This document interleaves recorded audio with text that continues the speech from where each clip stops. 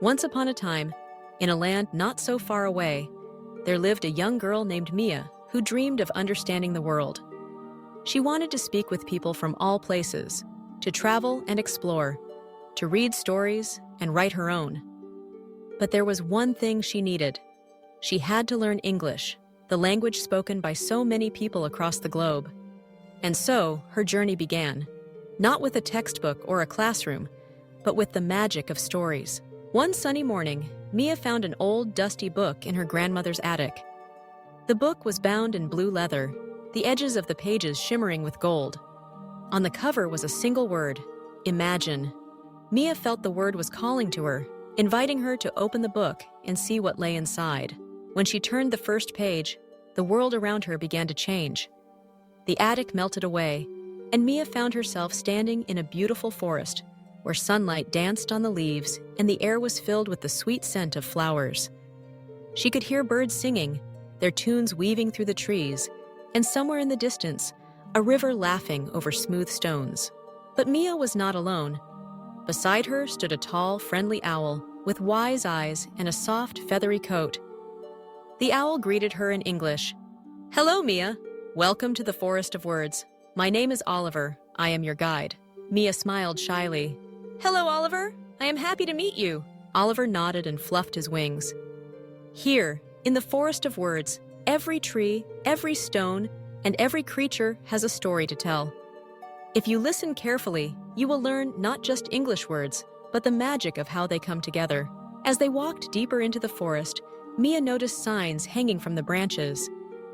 Each sign held a simple word: hello, friend, dream, adventure, and many more. Oliver explained, "These words are special. They are the seeds of every story. When you learn a word, you plant a seed. When you use it, you watch it grow." They came to a clearing where a group of animals were gathered. There was Bella the bunny, who loved to ask questions. "What are you doing here, Mia?" she asked. "Are you learning English?" Mia nodded. "Yes, I want to understand and speak it well." Bella's nose twitched with excitement. "Then let's play a game. I'll ask you a question, and you answer in English. Ready?" Mia agreed, and Bella asked, "What do you like to do?" Mia thought for a moment. "I like to read stories and draw pictures," she replied. The animals cheered, and Oliver smiled. "Very good, Mia. When you practice speaking, your words become stronger, and your confidence grows." As the day went on, Mia listened to the stories of the forest. She learned about the river who dreamed of reaching the sea, the butterfly who wanted to see the world, and the tiny ant who believed she could move a mountain. Each story was told in simple English, with words Mia could understand. And with every story, Mia's own English improved. That night, Mia sat by a campfire, listening to Oliver tell a story about a brave little fox. The story was about trying new things, making mistakes, and never giving up. Mia realized that learning English was just like that. Sometimes she would get things wrong, but if she kept trying, she would succeed. As the fire crackled and the stars appeared above, Oliver gave Mia a small, glowing stone. "This is your word stone," he said. "Every time you learn a new word, it will shine a little brighter. When you use your words to tell your own stories, it will light your way." Mia held the stone in her hand, feeling its warmth. She understood that the real magic wasn't just in the words themselves, but in the stories they helped her tell, and the new friends she could make. When Mia finally returned to her grandmother's attic, the book closed softly behind her. She looked around and saw the world differently. Every object, every person, every day was filled with stories waiting to be discovered, shared, and understood. From that day forward, Mia made it her mission to learn a new English word each day. She kept a notebook, writing down the words she heard and the stories they helped her tell. She practiced speaking with her friends, asking questions, and listening carefully to the answers. She learned that hello could open a door, please, and thank you could make someone smile, and sorry could mend a friendship. She discovered that imagine was the most powerful word of all, for with imagination, she could go anywhere, real or magical.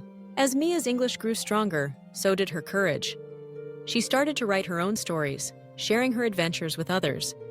She joined a club for English learners, where people from different countries shared their hopes, dreams, and favorite tales.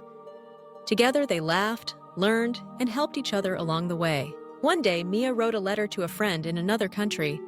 She told her about the forest of words, about Oliver the owl, Bella the bunny, and all the magical stories she had learned. Her friend wrote back saying, "Your English is wonderful. You tell stories with heart." And so, Mia's journey continued.